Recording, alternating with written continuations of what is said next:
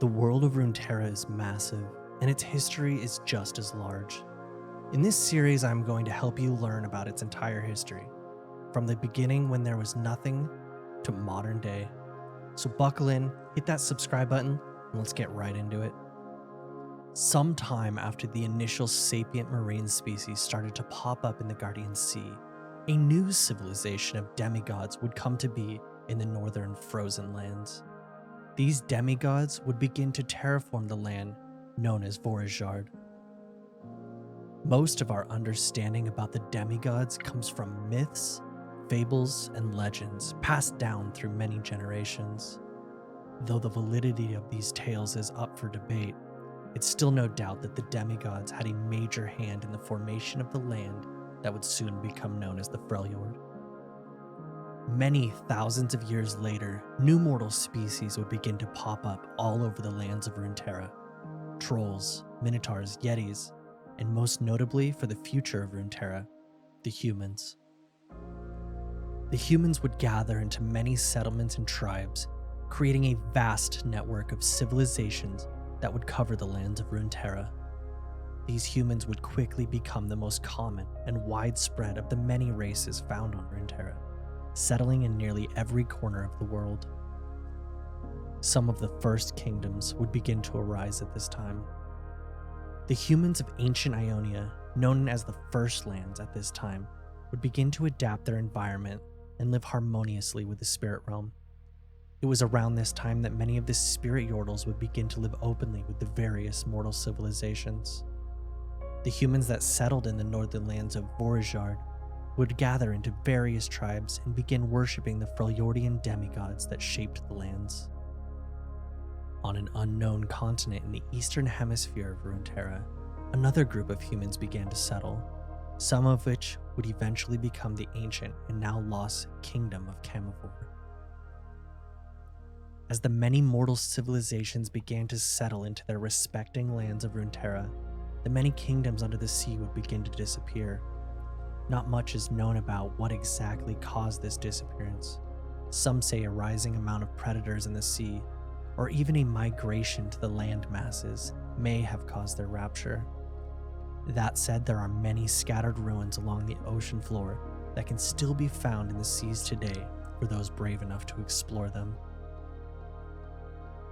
The humans of the First Lands would soon find themselves facing a threat that they could never have expected. Across the island continent, now known as Ionia, a great war raged between the mortals and a race of giants that came down from the sky. To defend themselves against these titans, the ever so enlightened mortals of Ionia took the power of the spirit realm into themselves and became the first Vastaya Shirai. The powers they gained from tapping into the spirit realm granted them near immortality, potent shape-shifting powers, and the ability to use the natural world as a weapon in order to fight the ever-encroaching titans. After this intense, lengthy, and grueling battles, known as the Titan War, the Vastaya Shirai would find themselves victorious, many of them becoming known as great war heroes.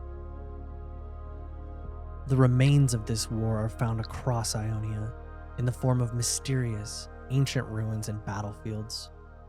These come in the form of giant weapons left behind and statuesque ruins that potentially resemble, or even are, the remains of these giants. The Vastaya Shirai eventually decided to live among their mortal kin, crossbreeding as their less magical descendants would eventually be known as the more common Vastaya. These Vastaya would gather into tribes and cultural identities named after their Vastaya Shirai ancestors, with some of them migrating to lands outside of Ionia. While the Ionians fought their war in the island continents of Ionia, a group of humans known as the Hearthblood began to settle in the northern lands of the Freljord, dedicating their lives to crafting various weapons, tools, and other objects as worship to Orn, the Freljordian demigod of forging and craftsmanship, whom they considered their patron with the goal of reaching his idea of perfection. It was during this time that 3 Freljordian sisters were born. Born into a world of wilder magic, the 3 dedicated their lives to search for a way to control the powerful, magical forces of the world. Cyrilda attempted to command the heavens above them, but lost her voice to the first twilight. Avarosa faced the twisting dark beneath the world and was deafened by its emptiness. But Lysandra stood against the wild magic of the world, seeking to control the natural magic of the demigods themselves.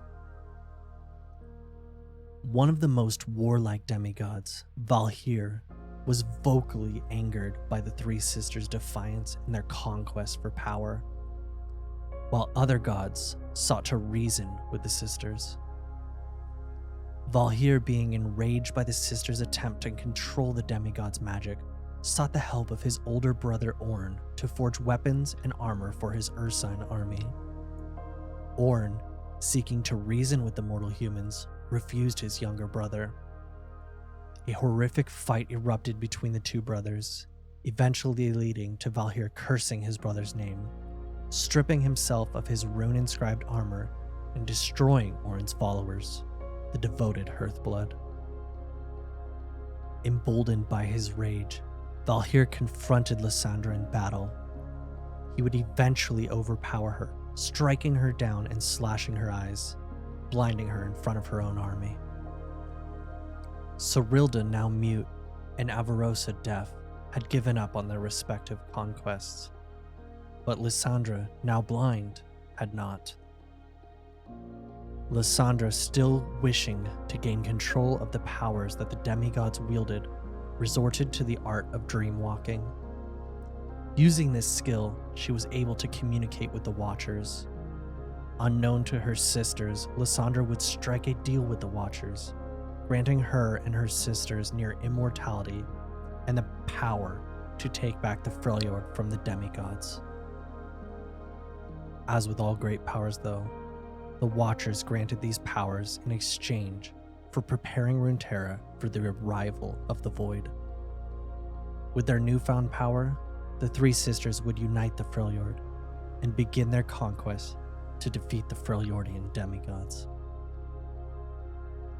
And that wraps up the 2nd episode of the complete history of Runeterra. I hope you enjoyed this episode, and I look forward to sharing the next one with you. If you are interested in this series, please make sure you hit that like button and subscribe to the channel, and I will see you in the next video.